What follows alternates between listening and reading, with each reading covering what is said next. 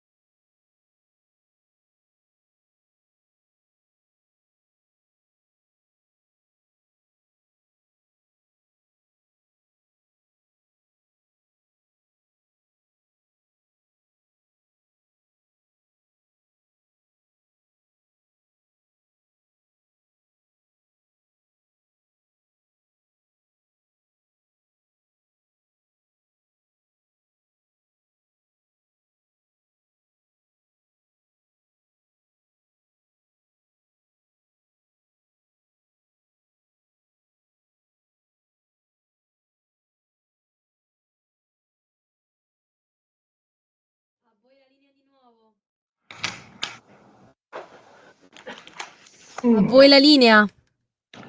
Grazie Sveva, ed era il 1970 e questi erano i Creedence Clearwater Revival con Run Through the Jungle. Corri attraverso la giungla. Ebbene sì, e noi corriamo attraverso grandi Creedence.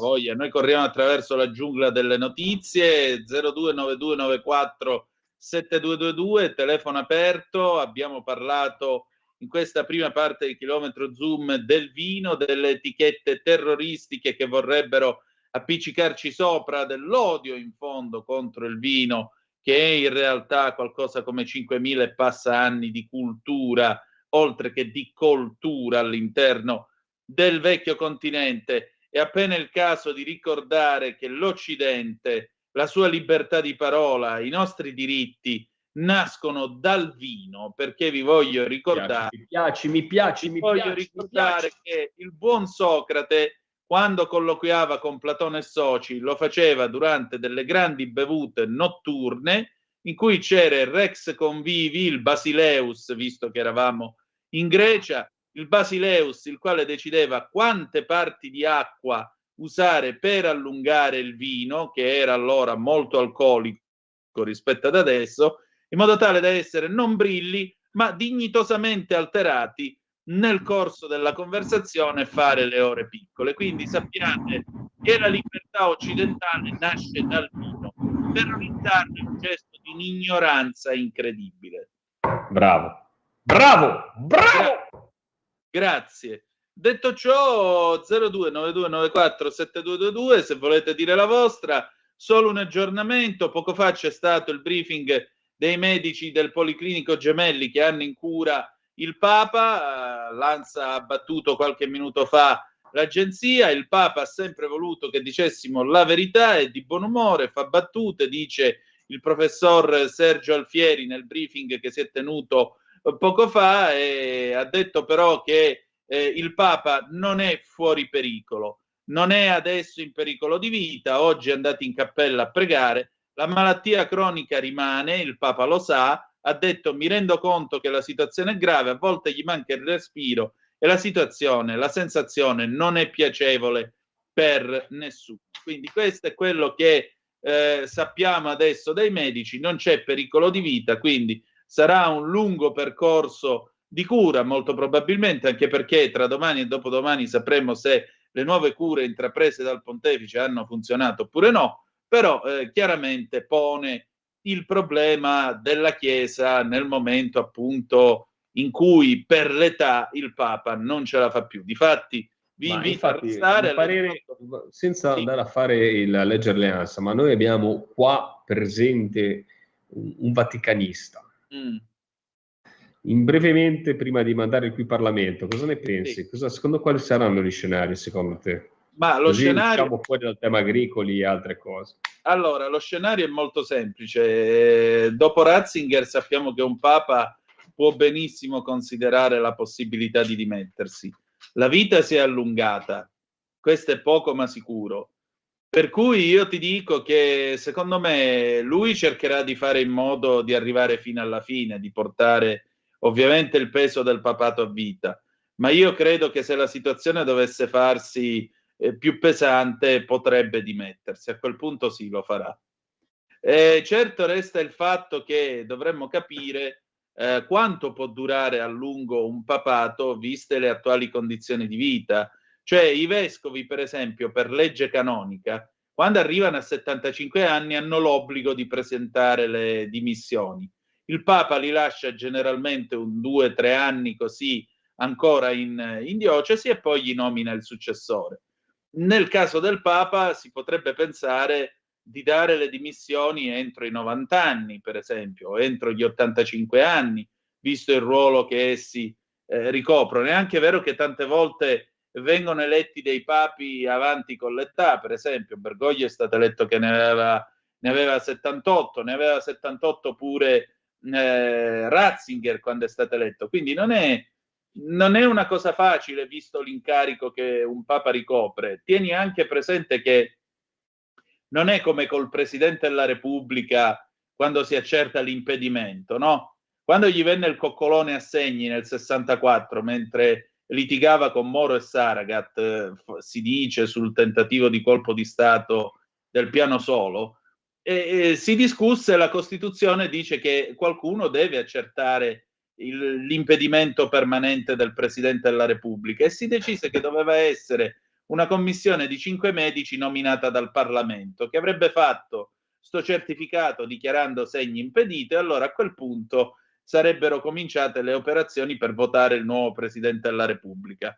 Poi la cosa non si fece, Segni in un momento insomma in cui riusciva a muovere le mani riuscì a firmare le sue dimissioni nel dicembre del 64 e poi si fecero le elezioni e venne eletto Saragat.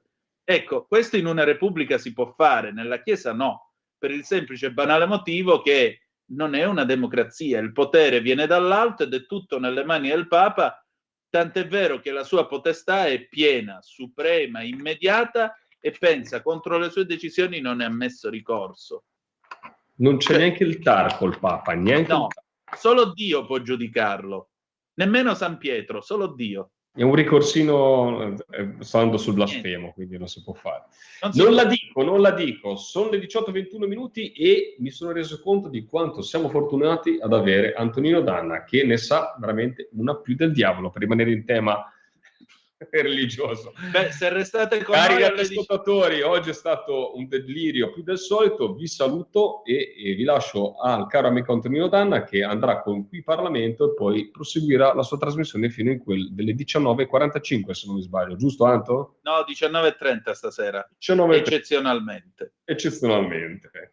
Grazie. Grazie. Venerdì. Ciao a tutti. Ciao Sveva. Ciao Lorenzo. Allora, noi adesso andiamo con il Qui Parlamento, abbiamo l'onorevole Simonetta Matone nelle interpellanze parlamentari e poi alle 18:35 ci ritroviamo con Angela Ambrogetti, direttrice di ACI Stampa e vaticanista, che ci dirà come sono le condizioni, come vanno le cose in quel del Policlinico Gemelli, e in più dopo avremo Anna Cisint dall'America che ci racconterà la convention dei conservatori di tutto il mondo, perché tra l'altro anche lì è giunta l'eco di questo piano europeo per sputtanare i conservatori europei. Avremo molto di che discutere. Sveva, vai pure.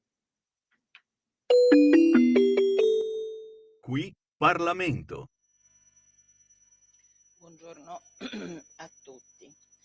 Allora, questo provvedimento rappresenta una delle tranche più significative del programma che questo governo si è prefisso e ha promesso ai suoi elettori e per i quali è stato votato, della riforma della giustizia. Questa parte è forse la più controversa, la più discussa, la più combattuta e riguarda i limiti della proroga delle intercettazioni. Questo disegno di legge è stato pesantemente criticato perché renderebbe più difficili le indagini di mafia, limitando le indagini, questa è la narrazione dell'opposizione, si limiterebbero le possibilità per i magistrati di colpire le organizzazioni criminali. Ora noi, come Parlamento e come legislatori, abbiamo l'assoluta necessità di trovare un punto di equilibrio tra interessi contrapposti. Da una parte la necessità investigativa di reprimere dei reati, valore costituzionalmente primario, dall'altra il rispetto della privacy, il rispetto della sfera personalissima del cittadino, valore costituzionale.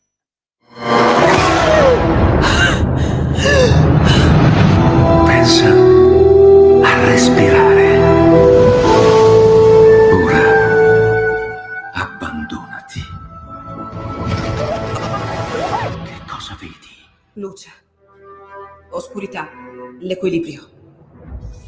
È tanto più grande. C'è stato un risveglio. Hai sentito? Conosco una sola verità.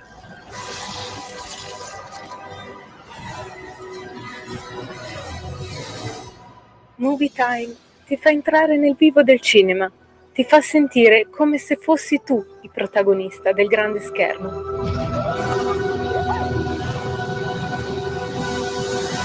Ogni sabato dalle ore 16.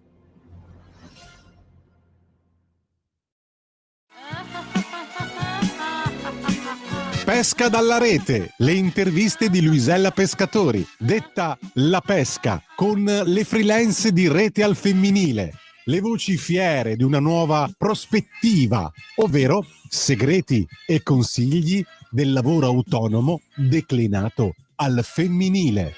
Ogni mercoledì alle 15:30 su Radio Libertà, la tua radio.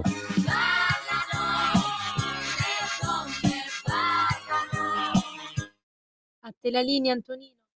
Ecco, scusate, ma abbiamo avuto un piccolo problema tecnico, era questo fischio che disturbava la trasmissione, ce ne scusiamo con voi e anche con l'onorevole Matone, per cui Sveva, vai pure. Buongiorno a tutti. Allora, questo provvedimento rappresenta una delle tranche più significative del programma che questo governo si è prefisso e ha promesso ai suoi elettori e per i quali è stato votato della riforma della giustizia. Questa parte è forse la più controversa, la più discussa, la più combattuta e riguarda i limiti della proroga delle intercettazioni. Questo disegno di legge è stato pesantemente criticato perché renderebbe più difficili le indagini di mafia, limitando le indagini. Questa è la narrazione dell'opposizione, si limiterebbero le possibilità per i magistrati di colpire le organizzazioni criminali. Ora noi come Parlamento e come legislatori abbiamo l'assoluta necessità di trovare un punto di equilibrio tra interessi contrapposti. Da una parte la necessità investigativa di reprimere dei reati, valore costituzionalmente primario, dall'altra il rispetto della privacy, il rispetto della sfera personalissima del cittadino, valore costituzionale anche questo. Privacy che non può essere violata ed attentata per mesi, per anni, alla ricerca di un reato che in altro modo non si trova. Il bilanciamento tra interessi in conflitto e interessi, ripeto, dello stesso rango costituzionale è uno dei compiti del Parlamento. Il tema di fondo è trovare il giusto punto di equilibrio. Per i reati meno gravi, quelli ordinari, è giusto disporre intercettazioni senza limiti temporali? Occorre fare chiarezza. I limiti delle intercettazioni di questa legge non riguardano i reati più gravi di mafia e terrorismo ed il gruppo della Lega a cui io appartengo non ha mai avuto alcuna intenzione di restringere gli strumenti a disposizione dei magistrati per combatterli. Noi parliamo di reati che non sono mafia e non sono terrorismo. Dopo i 45 giorni la proroga delle intercettazioni è però comunque consentita, ma deve essere specificatamente motivata sulla base di quello che si è riusciti ad acquisire e quindi si vogliono evitare le proroghe sine die per effetto degli automatismi collaudati nel rapporto pubblico ministero-giudice. Sia detto per inciso, esiste addirittura lo stampato nelle procure e negli uffici giudiziari, voglio dire, negli uffici del GIP, lo stampato per le proroghe. Esiste lo stampato per chiederla e lo stampato per applicarla. Le proroghe ci saranno, verranno concesse, ma saranno giustificate dall'emergere di elementi concreti e dovranno essere oggetto di specifica motivazione. Non vi è alcuna limitazione nel numero delle proroghe che potranno essere concesse e questo l'opposizione, o meglio la Santa Inquisizione, come sarebbe più giusto definirla, non lo dice. Non c'è nessun limite temporale, possiamo andare avanti per anni se emergono elementi, ma se emergono elementi, ovviamente in presenza di gravi indizi di reato e indispensabilità delle intercettazioni ai fini della prosecuzione delle indagini. Ripeto, il limite di durata complessiva delle operazioni di captazione non trova però alcun limite nei casi delineati dal primo comma dell'articolo 13. C'è addirittura un allargamento ai delitti di criminalità organizzata generici o di minaccia dell'uso del telefono. Qui l'autorizzazione a limiti meno stringenti, in presenza di sufficienti indizi di reato, sì, se necessari allo svolgimento delle indagini, anziché assolutamente indispensabili. Quindi abbiamo addirittura un miglioramento e un allargamento delle possibilità di intercettazione. Quindi di che cosa stiamo parlando? Ora, a chi ci riferiamo? Ci riferiamo ai delitti di criminalità organizzata, quindi secondo peraltro gli ultimi orientamenti della Cassazione, tutti i reati di tipo associativo, anche comuni, correlati alle più diverse attività criminose. Quindi non è in alcun modo in pericolo la tenuta del sistema investigativo italiano che da sempre combatte efficacemente e con successo le organizzazioni criminali. Ora, in questo dibattito si sono mosse accuse assolutamente strumentali, giocando sulla non esatta conoscenza da parte dell'opinione pubblica di quello che effettivamente c'è in questa legge. Non c'è nessuna contrapposizione in atto in questo momento, della quale sempre parliamo, tra garantismo e giustizialismo, ma piuttosto una visione democratica e liberale della vita dei cittadini italiani per bene, che sono la totalità del paese, mi permetto di dire. Altro tema è il codice rosso. Anche qui il Senato ha votato un ordine del giorno per ricondurlo nell'alveo dei, diciamo così, delitti più gravi, ma al tempo stesso, anche qui, la durata delle intercettazioni è 45 giorni, se emergono elementi potranno essere prorogate. Quindi dov'è il vulnus? È assolutamente strumentale sbandierare l'attentato al codice rosso. Non è vero, non è così. Vi sfido a dire dove sta questa norma che vieta le intercettazioni all'interno di reati sanzionati dal codice rosso. Quella che piuttosto va censurata è la campagna di denigrazione, disinformazione che è stata orchestrata per distruggere complessivamente la riforma della giustizia, che a tappe, faticosamente, ma forzatamente, perché lo abbiamo promesso agli elettori e con grande determinazione, perché ci crediamo tutti, stiamo facendo. Non ci sono intenti vendicativi nei confronti dei magistrati. Ci sta solo ed esclusivamente la necessità di migliorare il paese e renderlo più civile. Per cui separazione delle carriere e riforma delle intercettazioni sono due aspetti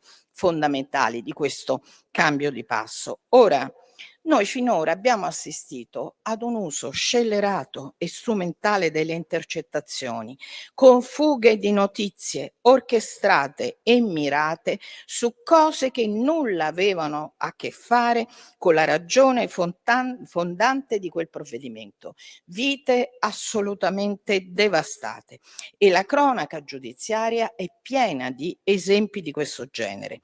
Se è vero che la separazione delle carriere è la madre di tutte le riforme, è vero anche che, a mio modesto avviso, lo dico sempre, la separazione più indispensabile, più necessaria, ma purtroppo non la possiamo fare per disegno di legge o decreti, è la separazione tra gli uffici stampa e le procure della Repubblica. Qui però occorre un cambio di passo culturale, sociale, occorre una rivoluzione copernicana. Altro ultimo elemento, ed è un elemento, permettetemi, tecnico, dall'alto, dal basso della mia esperienza, è l'enfatizzazione delle intercettazioni come mezzo di prova, a discapito delle indagini in senso tradizionale. Il tema è la cultura investigativa. Oggi questa cultura poggia solo, nella quasi totalità dei casi, sulle intercettazioni. Noi vogliamo tornare ad un sistema più efficace, equilibrato, rispettoso dei diritti delle parti in gioco, ma capace anche di rispolverare il sistema investigativo di un tempo, senza adagiarci solo ed esclusivamente sullo strumento delle intercettazioni. Diciamo quindi basta, come già stato detto dai colleghi che mi hanno preceduto, alle motivazioni per relationem, ma occorre uno sforzo in più, spiegare esattamente perché quel provvedimento è necessario e indispensabile. Solo così diventeremo un paese civile. Grazie. Grazie, salutiamo studenti e insegnanti dell'Istituto. La tua radio è ascoltabile anche con la televisione in digitale. Sul telecomando della televisione digitale o del tuo ricevitore digitale puoi scegliere se vedere la TV o ascoltare la radio. Risintonizza i canali radio e troverai anche Radio Libertà, canale 252.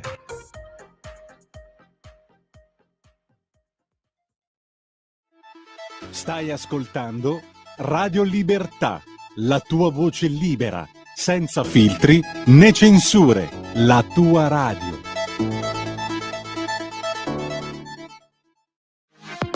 La tua radio è ascoltabile anche con la televisione in digitale. Sul telecomando della televisione digitale o del tuo ricevitore digitale puoi scegliere se vedere la TV o ascoltare la radio. Risintonizza i canali radio e troverai anche Radio Libertà, canale 252. Di nuovo a te la linea, Antonino. Sveva, rieccoci le 18:37 minuti e 20 secondi sulle magiche onde di Radio Libertà. Allora, il primo faccia a faccia di questa sera è con Angela Ambrogetti, che è appunto la direttrice di ACI Stampa e per sua stessa ammissione vaticanista incallita, e parliamo della salute del Papa, parliamo della situazione e parliamo soprattutto di quelli che straparlano in questo periodo. Sveva, vai pure. E allora io questa sera ho il piacere di ritrovare un'amica, oltre che una valente collega, è Angela Ambrogetti. Angela Ambrogetti è direttrice editoriale di ACI Stampa, agenzia di stampa cattolica molto diffusa e molto letta nel mondo vaticano e non solo, e in particolare lei ama definirsi per quello che è, cioè vaticanista incallita, e allora io credo che sia la persona più adatta per porgerle alcune domande. Intanto ben trovata e grazie del tuo tempo, Angela. Grazie a te, grazie a tutti voi che ci seguite, veramente grazie, sono giornate intense per certi aspetti e un po' di attesa per altri.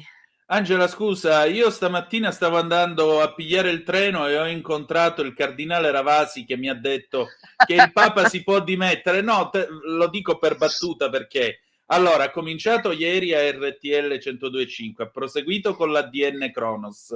Stamattina lo leggo, intervistato sul Corriere della Sera. C'è un take su di lui, un pezzo su di lui sul Libero, un altro sulla Verità, e già che ci siamo, all'una il TG2 lo ha intervistato di nuovo. Ecco, a parte il fatto che, voglio dire, mi sembra abbastanza chiaro che il cardinal Ravasi abbia detto più volte che il Papa si potrebbe dimettere, la domanda è: al 10° piano del Gemelli che sta capitando?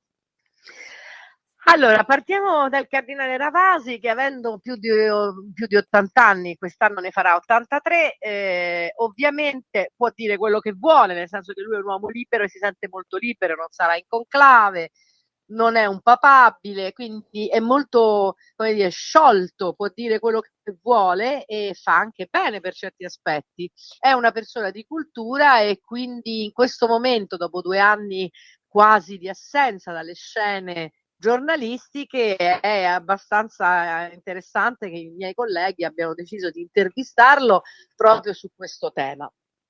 Ecco. Il problema è proprio che dal 10° piano del Gemelli sappiamo pochissimo, quindi molti dei miei colleghi devono, come dire, riempire le pagine e non si accontentano di quel poco che ci viene fornito in maniera ufficiale. Al 10° piano del Gemelli cosa succede? Ufficialmente succede che Papa Francesco è stato ricoverato all'ultimo momento con una bronchite già degenerata in polmonite, anche se da 10 giorni e più gli dicevano di ricoverarsi per gli strascichi di una influenza virale appunto, che quindi gli ha provocato una polmonite virale. L'hanno preso al Gemelli e hanno cominciato a bombardarlo con delle cure piuttosto forti che pare che stiano dando dei primi risultati, ma dobbiamo aspettare per sapere se i risultati saranno più seri, più definitivi, più concreti. Intanto la preoccupazione dei medici è quella di sapere se, essendo una persona di 88 anni non in perfetta salute, se tutto il resto del corpo regge a questo tipo di cure così intense. Dobbiamo ricordarci comunque che è un uomo che è grave, malato, seguito molto bene, non è un uomo in agonia, non è un uomo che ha perso conoscenza, non è un uomo che non è presente a se stesso, che non respira e cose di questo genere. Altri dettagli medici non li sappiamo, perché non ci vengono detti, e sia la sala stampa, sia il Policlinico Gemelli e tutto lo staff medico sono molto abbottonati. Perché? Ovviamente per naturale prudenza, perché appunto un uomo di 88 anni con una polmonite bilaterale, anche se con solo dei focolai, con i suoi pregressi problemi, in cura di cortisone da circa 10 anni per il problema delle ossa e del ginocchio, eccetera, eccetera, eccetera, è chiaramente in una situazione complessa, critica, difficile, e nessun medico serio si potrà mai sbilanciare ancora in questa fase della malattia. Se le cure funzionano e se il corpo regge, cosa che sembrerebbe al momento, comunque si tratterà di un ricovero lungo, perché se qualcuno ha avuto in famiglia o tra i conoscenti qualcuno con la polmonite sa che non se ne esce prima di un mese. Questa è la situazione al momento. Poi chiaramente da un momento all'altro, sempre per lo stesso motivo che penso che ognuno di noi possa sapere, può succedere qualunque cosa, è ovvio. Beh certo, e infatti c'è chi si è già scatenato, addirittura si è parlato in questi giorni della salma traslata a Santa Marta, insomma scenari veramente che mancava solo... Poi i nostri colleghi sono molto bravi a scrivere romanzi e io li ammiro perché il plot di un romanzo è una cosa molto complicata da scrivere. Di fatto molto non si sa. L'ultima persona pubblica che l'ha visto è stata Giorgia Meloni, il Presidente del Consiglio, che l'ha visto e ne parla come una persona ammalata sì, moribonda no. Ecco, Certo. tutto qua. Però Angela, ecco, io qui a questo punto faccio due osservazioni. La prima, una volta nel manuale del bravo vaticanista, almeno fino a Paolo VI, che come tu mi insegni, quando dovette farsi operare di prostata, fece allestire la sala operatoria in Vaticano pur di non andare in ospedale. Ecco, fino a Paolo VI il manuale del bravo vaticanista predicava che alla voce salute del Papa ci sono tre opzioni. Il Papa sta bene, il Papa è il raffreddore, il Papa è morto. Mi pare che con Francesco, dopo gli anni in cui lo stesso Wojtyla aveva modo pure di scherzare e diceva se voglio sapere come sto, domattina mi leggo il giornale. Ecco, cioè... allora, è stato proprio Giovanni sta marcia indietro? Allora, è stato proprio Giovanni Paolo II a voler dire lui stesso le cose come stavano quando lui era in condizione di farlo. Noi ci dobbiamo ricordare che gli ultimi mesi di Giovanni Paolo II sono stati veramente un'agonia, non come in questo caso, sono stati una situazione veramente drammatica. Però lui ha sempre tenuto a essere il primo a raccontare dei suoi guai. Benedetto XVI, nonostante tutto, è stato benino, nel senso non ha avuto grandi problemi di salute, cose eclatanti, per cui anche quello è stato un problema che come in un certo senso è stato un po' accantonato, come si parla della salute del Papa. Era anziano, un po' acciaccato, quando ha visto la situazione degenerare e lui ha sentito che non era più in grado di fare quello che doveva fare, si è dimesso, ma in perfetta lucidità, tant'è vero che è vissuto altri 10 anni, cioè non ce lo dimentichiamo mai. Quindi era una persona che non aveva più le forze per il regno, diciamo, ma era una persona perfettamente lucida e perfettamente cosciente. Nel caso di Papa Francesco la situazione si è riproposto un po' il problema, ma intanto le generazioni dei vaticanisti erano cambiate. Sì. E si è riproposto il problema di come raccontare lo stato di salute del Papa. Ora, da una parte, Papa Francesco ha usato un po' il sistema Wojtyła, cioè di dire delle cose. Da un'altra parte, però, intanto è cambiato lo stile comunicativo del Vaticano. Quindi in questo momento c'è più uno stile, direi, addirittura pre-Paolo VI. Cioè si dicono solo quelle 3 cose che ufficialmente si decide di dire.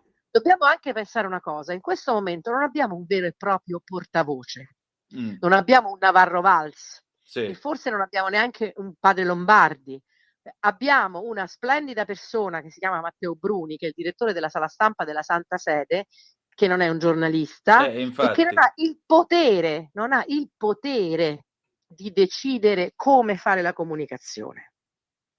Mentre Navarro Valls entrava nella stanza del Papa, vedeva, poi tornava da noi e ci diceva che il Papa aveva mangiato lo yogurt con 10 biscottini, mentre sapevamo tutti che aveva la cannula nella trachea, ma non potevamo dire nulla perché lui diceva: io ero in stanza col Papa e ho visto questa cosa.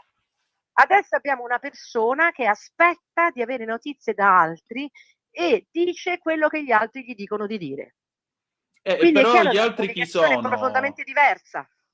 Ma gli altri chi sono? Perché prima c'era Stanislao, prima c'era Georg, Adesso cioè c'è un c'erano i segretari. e ci Oddio. sono alcuni segretari che però non hanno un grande potere, ma io credo che in questo senso sia direttamente il Papa e probabilmente i medici, perché i medici in questo momento non si sentono di esporsi, di dire più di quello che possono dire, anche a ragion veduta. Tant'è vero che noi da una settimana stiamo chiedendo di avere un confronto, un incontro, un briefing da qualche medico del Gemelli o qualcuno che comunque ha in cura il Papa, e ci viene promesso, ma non arriva questo incontro. Questo la dice lunga. Quindi cosa succede? Che molti nostri colleghi si mettono alla caccia di notizie, intervistano i vari cardinali, Ravasi diciamo è quello che ha fatto più notizia, ma c'è stata Pizzaballa, c'è stato il cardinale Omeia, ci sono stati vari cardinali e ognuno dice la sua, ma in maniera totalmente libera. Non c'è nessuno a fianco al Papa come una volta immaginavamo c'era Don Stanislao, come c'è stato Don Georg. Non c'è una persona così di riferimento. Quindi c'è una serie di uffici vaticani e ci sono questi 2 segretari. Di più è difficile dire. Si sa che il Papa, diciamo, si è ridotto un po' così male perché non si è voluto curare, perché segue non le cure dei medici, ma le cure del suo amico infermiere. È una situazione molto spinosa e per questo secondo me si parla poco, perché nessuno si vuole prendere la responsabilità di dire qualche cosa di più chiaro, più forte. Ma sai, forse è anche un po' lo stile di questo Papa che è stato un accentratore nei fatti, cioè noi sappiamo di un Papa che fa nomine, eccetera, eccetera, e bene o male gestisce tutto lui.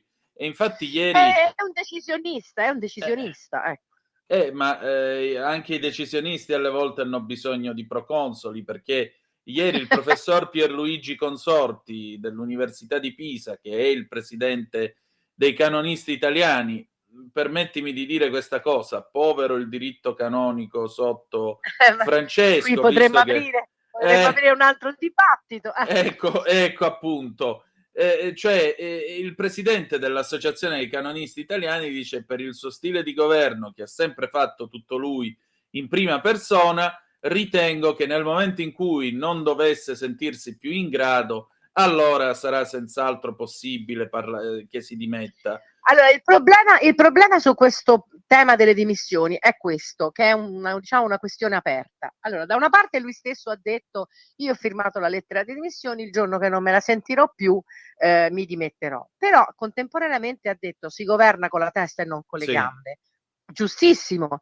A questo punto la domanda è: quale sarebbero allora, secondo Papa Francesco, gli impedimenti che gli limiterebbero la possibilità di governo, impedimenti mentali, non fisici.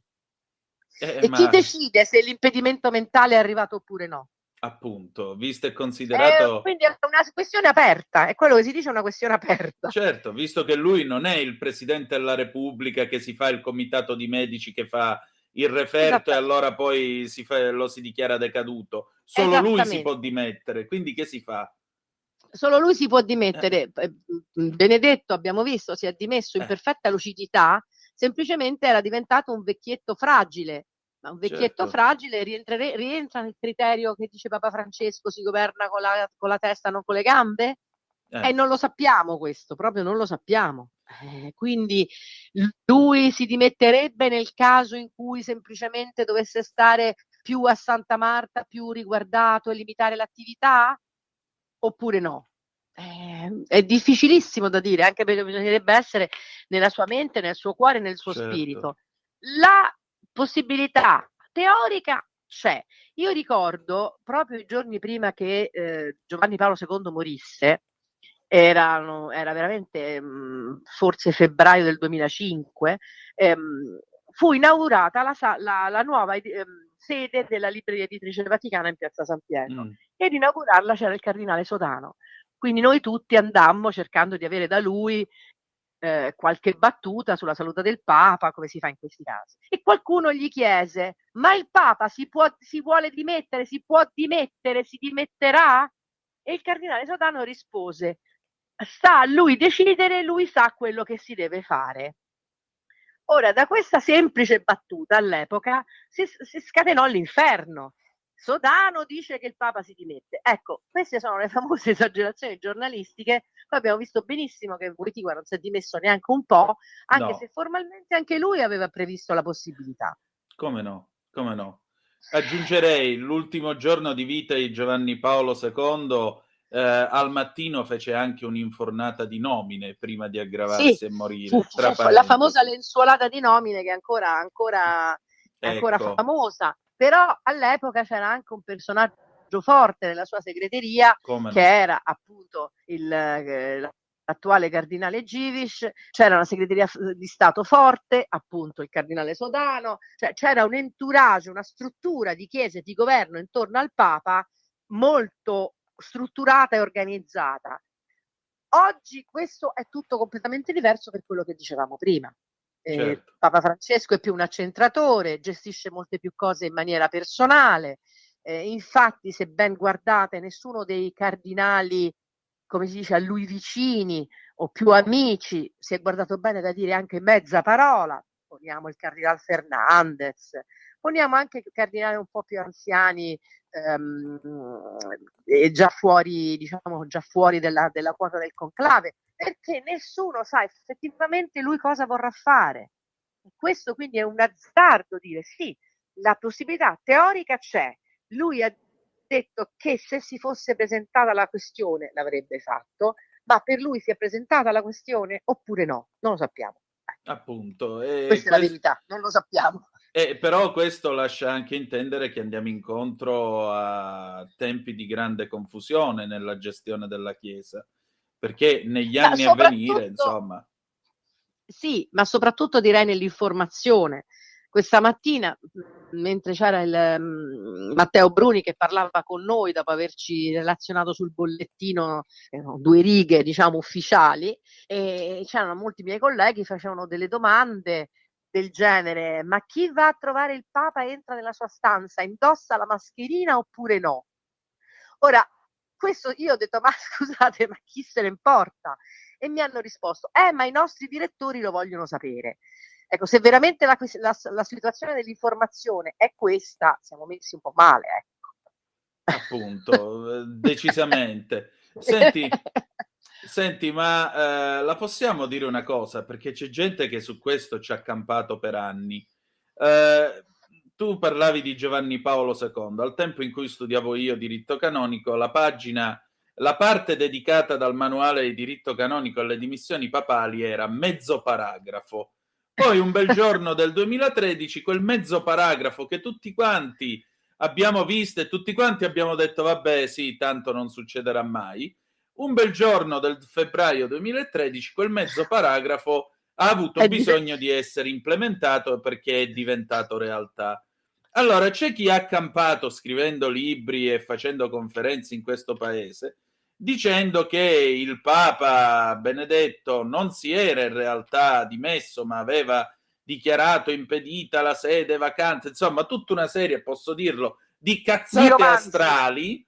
Vabbè, mettiamole così. Tu sei educata, io no, quindi le chiamerò cazzate astrali e mi scuso che sto parlando con una signora, ma oltre che con una collega, però cioè, lo vogliamo dire una volta per tutte che primo le dimissioni sono dimissioni e basta, senza sta storia del munus e tutte quelle storie? Allora, ci sono da sapere delle cose certamente, però mi sembra che sia Papa Benedetto sia Monsignor Genswein, quando ne ha parlato successivamente, hanno chiarito, sia altri, hanno chiarito sufficientemente che quella che è una rinuncia al munus del pontificato in quanto proprio munus regendi, cioè all'essere attivamente la guida della Chiesa Cattolica, non elimina il fatto che ci sia un'altra persona che abbia il munus regendi, cioè le due cose non sono escludibili. Poi io non sono una canonista, però il discorso è che non ci sono sedi vacanti, non c'è niente di tutto ciò. C'è un atto chiaro, ben definito, ben delineato del pontefice che rinuncia alla sua potestà di governo, per dirla in maniera molto semplice, a favore di un suo successore. È una cosa che non è neanche del tutto rara. Sappiamo benissimo che Pio XII era pronto a farlo nel caso la situazione durante l'occupazione nazista di Roma fosse degenerata, tant'è vero che diceva possono anche venire, troveranno solo il cardinale Pacelli e non il pontefice. Quindi mi pare che sono tutte fantasie alla fine. È chiaro che, come tutte le interpretazioni di norma giuridica, ci si può costruire, ci si può ragionare per anni e per secoli, però mi sembra che siano appunto tutti ragionamenti che non hanno nessuno spazio, perché da Pio XII in tempo moderno sappiamo che ci sono sempre state delle lettere di rinuncia pronte, la possibilità della rinuncia fa parte della vita del Santo Padre e basta, non c'è molto altro da dire. D'altra parte non c'è scritto da nessuna parte che il Papa deve essere unico e solo. Io mi sono permessa di scrivere in un mio libro che raccoglieva i discorsi di Papa Giovanni Paolo II e i vescovi anche durante il sinodo, ma soprattutto i vescovi durante gli incontri a tavola e cose di questo genere. E chi ci limita nel dire che ci potrebbe essere anche un pontificato collegiale? Qui si parla tanto di sinodalità, il munus che nostro Signore Gesù Cristo ha dato a San Pietro ancora è tutto da capire, quindi diciamocelo, l'abbiamo un po' costruito noi il modo in cui si è pontefici.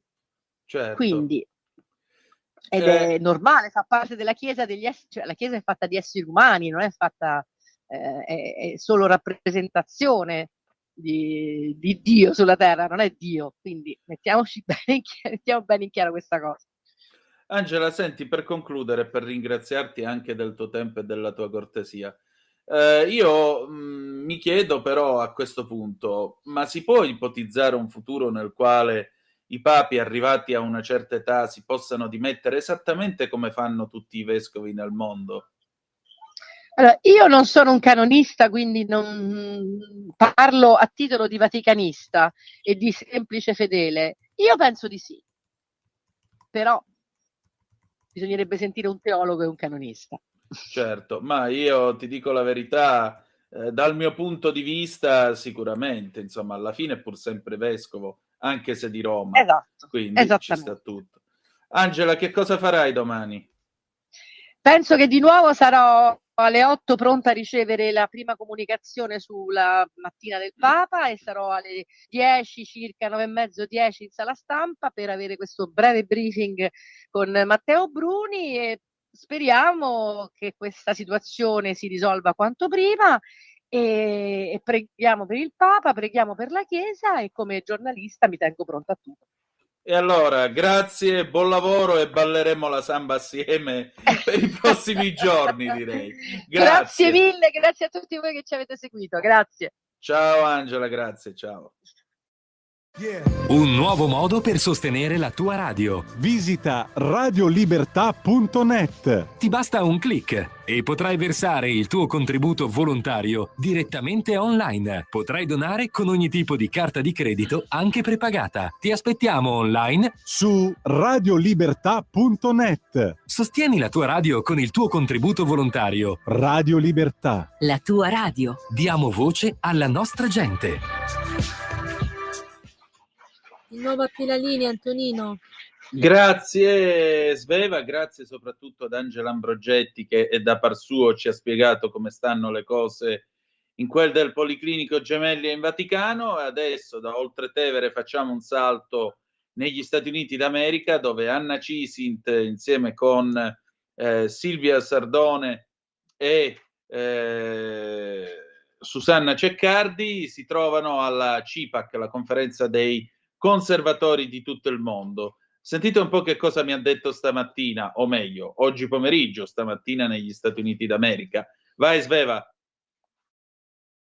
E allora, questa sera io ho il piacere di ritrovare Anna Cisint, che come sapete è già stata sindaco in quel di Monfalcone, oggi è europarlamentare per la Lega e in questo momento mi risponde all'aperto dagli Stati Uniti d'America. Si trova in un posto dove è arrivata insieme con le colleghe Susanna Ceccardi e Silvia Sardone, il CIPAC, che è questo congresso che riunisce i conservatori da tutto il mondo, che ha visto anche la presenza di Elon Musk con la motosega, ha visto la presenza di J.D. Vance, insomma sono giornate di fermento. Ben trovato onorevole. Allora, che cosa c'è di interessante a questo convegno? Allora, intanto grazie, sì, parlo da Washington e adesso inizierà, qui sono le 9:30, inizierà una giornata importante perché anche oggi, come ieri, abbiamo condiviso i valori che riteniamo fondamentali affinché ci sia per il futuro la possibilità per tutti noi di risolvere le difficili questioni che l'Europa invece ha ancora fatto crescere come problematiche. Intanto bolle in pentola che c'è una grande unitarietà, che qui si è convinti che la tutela dei confini sia un valore, che ovviamente la lotta al pensiero unico, al pensiero woke sia necessaria e che la lotta anche alla islamizzazione dell'Occidente non possa più essere prorogata. Lavoriamo tutti su questo con molto entusiasmo. Il presidente Trump ha dimostrato nei primi giorni del suo mandato come si deve agire, a differenza di von der Leyen e Xi, che dopo aver subito una batosta alle ultime europee è però riuscita a crearsi un ambiente, una comfort zone dove poter portare avanti le assurde, vergognose e soprattutto molto penalizzanti per noi, per l'Italia, per direi tutta l'Europa, politiche del Green Deal e dell'intolleranza verso quelli che non la pensano nello stesso modo. A questo proposito sollevo la questione dello scandalo senza precedenti, direi, no? È trapelato questo documento segreto in cui i socialisti europei orchestrano un piano per bloccare alla fine, quello è, la crescita di noi tutti centrodestra, destra in Parlamento europeo. Io appartengo al gruppo, la Lega appartiene al gruppo dei patrioti, e il terzo gruppo per numerosità c'è ICR, che ovviamente è un gruppo più piccolo ma sicuramente di conservatori, è qui presente a Washington. Ieri il presidente di ECR ha parlato in uno speech e cosa fa la sinistra?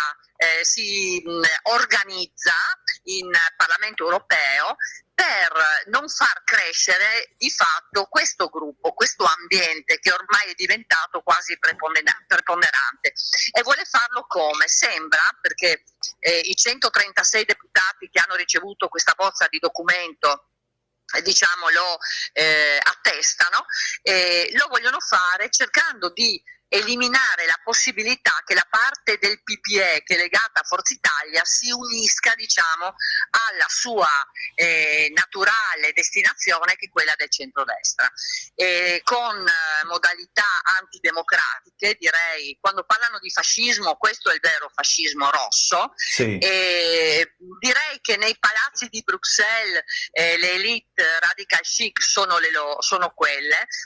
Purtroppo non ascoltano ciò che emerge dalle città, dai paesi, e addirittura, lo confermo ancora, hanno confinato ad esempio il nostro gruppo nel cordone sanitario, boicottando tutte le nostre azioni e le nostre proposte. Ovviamente la democrazia è un'altra cosa, hanno l'obiettivo di restare incollati alle poltrone, e quello che deve venire fuori con chiarezza è che questa sinistra che fa queste schifezze, che si comporta in questo modo, lo fa calpestando il voto del popolo. Sì, appunto, addirittura impedire i viaggi e ridicolizzare gli esponenti. Cioè, sì, quasi che voi tre foste andate in America a fare la scampagnata, no? Allora, vede, noi ci siamo già ben accorti di questo terrore che hanno in questo mandato. Noi siamo molto sul pezzo, lo siamo costantemente, pungiamo molto, siamo allineati a un gruppo che è entusiasta, un gruppo che sa lavorare, che sta facendo bene. Emergono di continuo situazioni allucinanti, perché non meno allucinante è ciò che è emerso una settimana fa, ovvero che con i soldi pubblici dell'Europa, che cosa ha fatto la Commissione, che cosa ha fatto la maggioranza di sinistra in Europa? Beh, ha comprato le lobby ambientaliste e ha comprato, nel vero senso della parola, molti organi di informazione, sì, e anche probabilmente ha foraggiato dei partiti. Adesso noi io ho fatto una interrogazione su questo proprio l'altro giorno. Noi siamo molto interessati ad avere i documenti di tutte queste assegnazioni di fondi, perché è così che si comportano. Loro addomesticano quelli che non sono perfettamente allineati, e quelli che sono allineati ovviamente procedono in maniera spedita a massacrare coloro che invece, come nel caso nostro, sostengono un'altra verità, che è quella del valore delle azioni che dicevo prima, della sburocratizzazione, di un mondo che deve andare avanti e non indietro. Questa Europa ha bloccato a causa di un Green Deal assurdo, ridicolo, che non risolve nulla peraltro, perché ha spostato semplicemente il punto di emissioni della CO2 alla Cina, cioè ha dato i soldi di fatto alla Cina, facendo crescere un mercato dell'automotive e delle batterie e del fotovoltaico in quella zona. Ha bloccato alcuni transiti del marittimo, imponendo una tassa che hai solamente se sbarchi nei porti dell'Europa, mentre se tu ti fermi a Tangeri non paghi €1 e comunque, voglio dire, le emissioni le hai. Sta facendo delle cose indegne nell'agricoltura, blocca la nostra produzione di vino, il mercato del vino, insomma ne fa di tutti i colori. E cosa fa? Per garantirsi la propria vita futura paga gli organi di informazione e probabilmente supporta tutte le associazioni ambientaliste che garantiscono quello che per loro è vitale, cioè un'informazione pilotata. Adesso questa non basta più, e quindi rendendosi conto che il mondo anche all'interno del Parlamento è cambiato, adesso stanno cercando di fare altre azioni, e questo documento lo ritengo veramente gravissimo, perché l'hanno già violato il volere del popolo che ha votato in un certo modo. Adesso addirittura cercano di agire con azioni gravi. Questa ad esempio dei viaggi e del ridicolizzare chi non la pensa in quel modo è un po' il sistema che hanno utilizzato anche in Italia, a dir la verità, la sinistra, con l'utilizzo dei giudici nei confronti di Berlusconi, nei confronti di Salvini, ora lo fanno con la Meloni. È un modus operandi della sinistra, che però io penso debba essere rapidamente evidenziato, e bisogna scoprire chi ha accettato di diventare il pulcinella di questi personaggi. Certo. Onorevole, senta, per concludere, che cosa vuol dire essere conservatori? Che idea di conservatorismo? Quali sono gli obiettivi, i compiti che un conservatore deve perseguire? Allora, intanto il rispetto delle idee di tutti. La democrazia è rispettare quello che dico io, come quello che dice lei, come quello che dice chiunque. E il rispetto significa il contrario di ciò che stanno portando avanti con l'ideologia woke e con il segno del pensiero unico. Denuncio da anni, perché sono stata una delle prime da sindaco a subire. Quando dicevo guardate che c'è un'islamizzazione integralista in atto e sei razzista, sei xenofoba, e no, ti sto dicendo quello che sta accadendo. Allora, se bisogna modificare la realtà, quello è il pensiero woke e quello è il pensiero unico che noi combattiamo. Poi essere conservatori significa semplicemente dar valore a quello che siamo, all'Occidente. Noi non vogliamo un'islamizzazione che snaturi il nostro essere occidentali. Noi siamo cristiani, noi siamo persone che hanno dei valori, che hanno la considerazione che la legge vada rispettata, e quindi essere conservatori significa portare avanti in maniera convinta tutto ciò che oggi è stato messo dall'Europa e da una modalità che è quella che ho rappresentato in ginocchio. Essere conservatori significa dar valore alle nostre tradizioni, ma guardare al futuro in maniera come dire, attenta.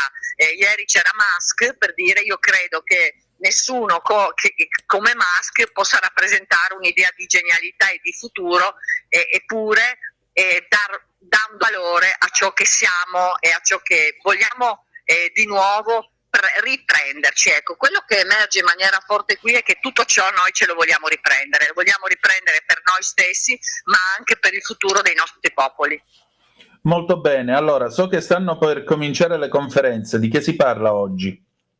Oggi abbiamo una serie di attività, c'è sicuramente il gruppo dei Patriot che racconterà il percorso che sta facendo, abbiamo una visita all'ambasciata, abbiamo un incontro con il direttore che fa il collegamento italiano, che farà il collegamento tra Bruxelles e Washington, e poi abbiamo delle conferenze specifiche anche dei leader europei e degli Stati Uniti, che appunto come ieri è già stata molto tenuta da Abascal. La Spagna sempre di più si dimostra un interlocutore di Vox, un interlocutore molto importante, e quindi ecco, è un modo di guardi, qui stiamo facendo dei collegamenti davvero strategici per tutto ciò che riguarda il come portare avanti le nostre idee. Concludo dicendole che è stato molto convincente il vicepresidente Vance, anche qui ieri, come ha fatto a Monaco, la chiarezza del perché bisogna risolvere la guerra che la von der Leyen nell'Europa non ha saputo risolvere, mettendoci denaro e senza una strategia. È stata chiarissima, molto applaudita da tutti i presenti, e io penso che questa sia la strada giusta. Bisogna fare tutto con molta urgenza, perché la situazione che noi viviamo in Italia e in Europa a causa di questa Europa è davvero molto preoccupante. Molto bene, allora buon lavoro e al piacere di risentirci presto. Grazie, saluti a tutti. Antonino, a te la linea. Benissimo, e allora noi riprendiamo la linea alle 19:14 e 17 secondi. Al telefono con noi c'è Ale Musella. Ale carissimo, ci sei? Tutto tace. Vediamo un attimo se riusciamo a recuperarlo. Vediamo un po', perché stiamo aspettando di contattarlo. Non siamo molto fortunati in questo periodo al telefono con il nostro alle Musella, però noi siamo fiduciosi, insomma, questa è la cosa più importante, dopodiché vediamo che cosa si può fare. Niente, allora 0292947222 se volete dire la vostra, però visto che sono le 19:15 io direi che un po' di poesia ci stia. Sveva, che ne dici? Abbiamo l'ospite Alessio Musella. Ah, benissimo, benissimo. Ale, ci sei? No. Abbiamo un altro problema, ma adesso lo risolviamo subito. Benissimo. Allora, senti, nel frattempo perché non mandiamo la poesia di Vito Coviello? Così ci ascoltiamo quando ci rincontreremo, che è il caso, direi. Manda pure. La mando subito. Grazie, Sveva.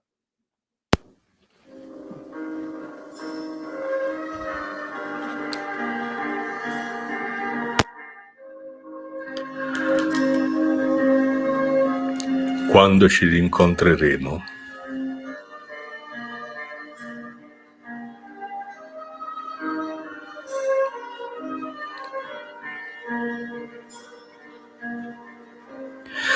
Quando ci rincontreremo in un altro tempo, saremo di nuovo giovani e belli ed il tempo non sarà mai passato. Quando ci rincontreremo sarà tra le stelle.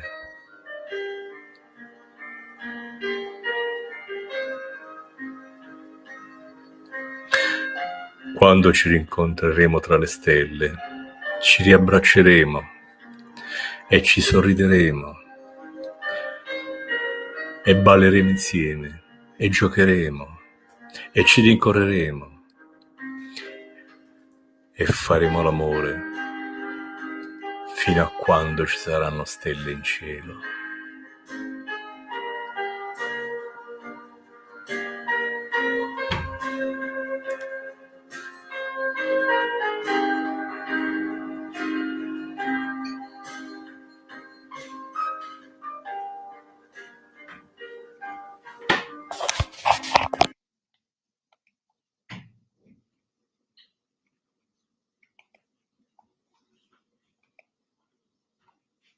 Antonino? Sì, e allora questo era il nostro Vito Coviello. Ale, ci sei? Gli Squallor. Come? Sembravano gli Squallor un po', Oddio, è che in effetti la voce di Vito Coviello certe volte, in certe condizioni, sembra davvero quella del grande Alfredo Cerruti. Comunque, sono due grandi, ognuno a suo modo. Ale, stasera abbiamo poco tempo, ma è bello ritrovarti. Lo so. Senti, allora, la venustà, la bellezza dell'artista, fa l'opera d'arte o soprattutto la fa vendere o è tutta una fregatura? Allora, abbiamo trattato, intanto mi scuso con gli ascoltatori perché per 2 volte non ci sono stato e dovevo esserci, ma purtroppo ho qualche problema di salute e per cui, però tolto questo... L'importante è che tu stia meglio, guarda. Esatto. Allora, quello che io, allora tu sai che dirigo una galleria, adesso poi ne aprirò un'altra mia, non te l'ho detto, ma continuerò a lavorare con questa galleria qui, ma poi ne parleremo a tempo debito. Okay. Sono un curatore, un critico, per cui quando chiacchiero e parlo con gli artisti, i consigli, le consulenze o i suggerimenti vengono dati. Oggi nel mondo del social, ovviamente l'apparire conta più dell'essere in alcuni casi, però nel mondo dell'arte non è così. E ci sono, e su questo devo dire che al di là del concetto base del patriarcato, no? Per cui l'uomo, io apro i social e vedo tette, culi, cioè, io di uomini nudi ne vedo pochi, forse perché non li vado a cercare piuttosto che, mentre invece tutto il resto, per cui mi fa sorridere quando si lamentano del rendere oggetto la donna, perché sono loro stesse che probabilmente si propongono non loro tutte, ma in diversi casi solo per quello. Ora, nel mondo dell'arte non funziona così. Io ho avuto tantissime artiste bellissime fisicamente, alle quali ho sempre detto, per cortesia, se volete fare l'influencer, aprite un canale a parte, un account a parte. Se volete proporre l'arte, proponete l'arte. Perché se tu ti metti ammiccante con mezzo culo di fuori, con mezza testa di fuori e l'opera a sinistra o a destra, i like che prendi sono per il tuo culo, scusatemi la volgarità, o per la tua opera? Sì, appunto, il concetto di sex sells, il sesso vende. Allora, il sesso vende nel momento in cui sei in un certo tipo di settore o nella pubblicità, perché ancora adesso la pubblicità, che se ne dica, quando hai un bel corpo femminile ha un conto, un bel corpo maschile fa molto meno appeal di quello femminile. Per cui io vedo tantissime artiste che poi dopo vengono e si lamentano e dicono: ah, ma sai, quello mi ha contattato per prendere un aperitivo, mi ha promesso. Ho capito, ti ha contattato per la tua opera o perché ha pensato che tu, essendo così propositiva anche a livello fisico, potessi essere interessata ad altro? È brutto da dire, però io continuo a dirlo, e soprattutto la nuova generazione, ma non solo, non riescono a comprendere che l'arte è una cosa e i social e la fisicità legata ai social è un'altra. Io non riesco a dialogare e non voglio dialogare con persone che mettono il corpo prima dell'opera. Perché o sei una performer e allora possiamo ragionare del corpo, altrimenti non mi interessa, perché io non vendo il tuo culo. Esattamente, tu vendi opere d'arte, che è diverso. Sì, ma Antonino, è difficile farglielo capire.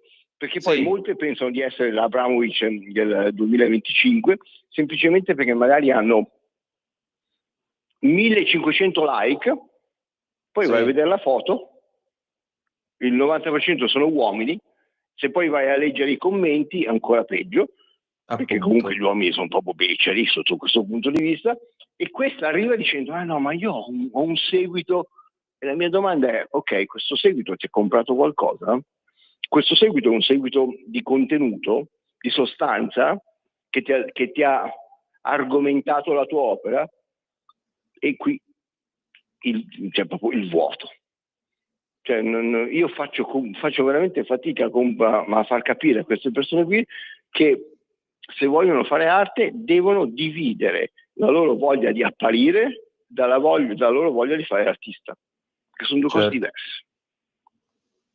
Certo, sicuramente.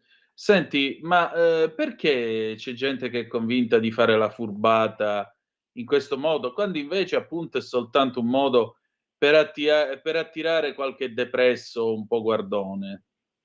Allora, io ti faccio un esempio. Sgarbi è sempre stato etichettato come ogni tanto maniaco, guardone, cosa d'altra.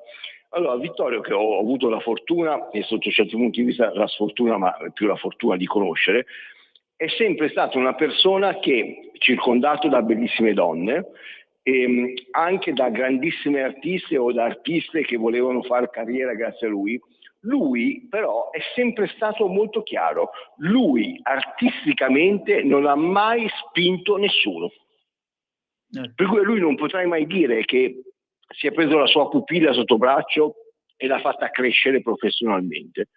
Il problema è che io conosco un sacco di artiste che invece si sono avvicinate a lui pensando di poter concubirlo e quindi poi di ottenere dei vantaggi a livello artistico.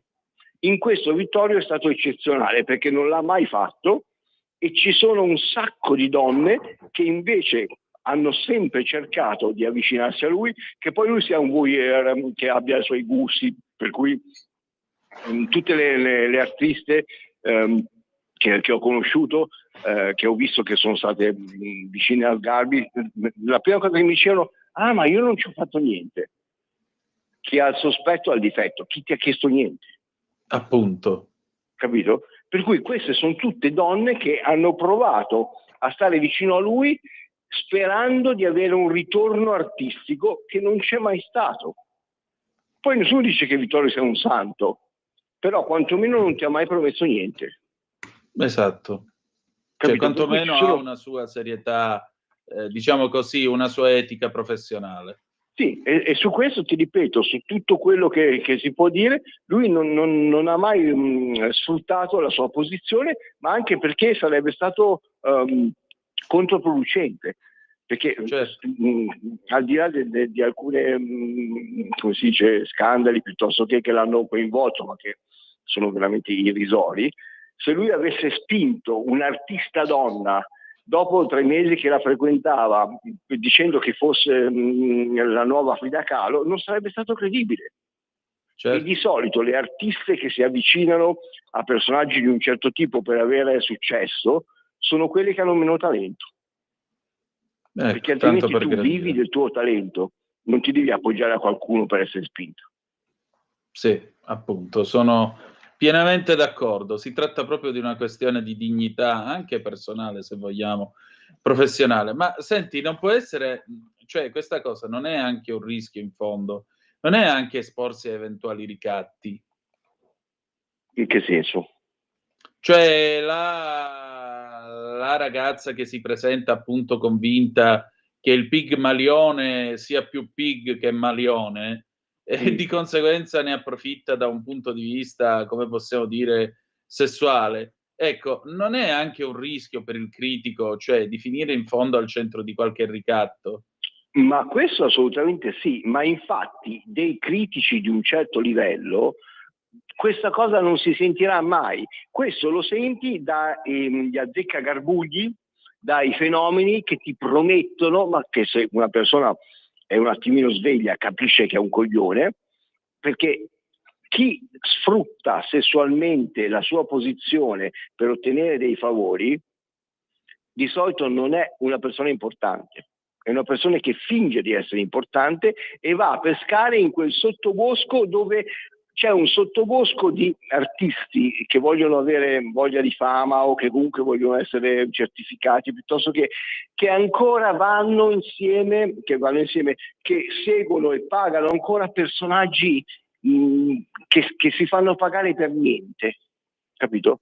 Per cui i critici di un certo tipo, tu non credo che ci sia mai stato uno scandalo di un critico, come si dice, affermato, che abbia spinto qualcuna per.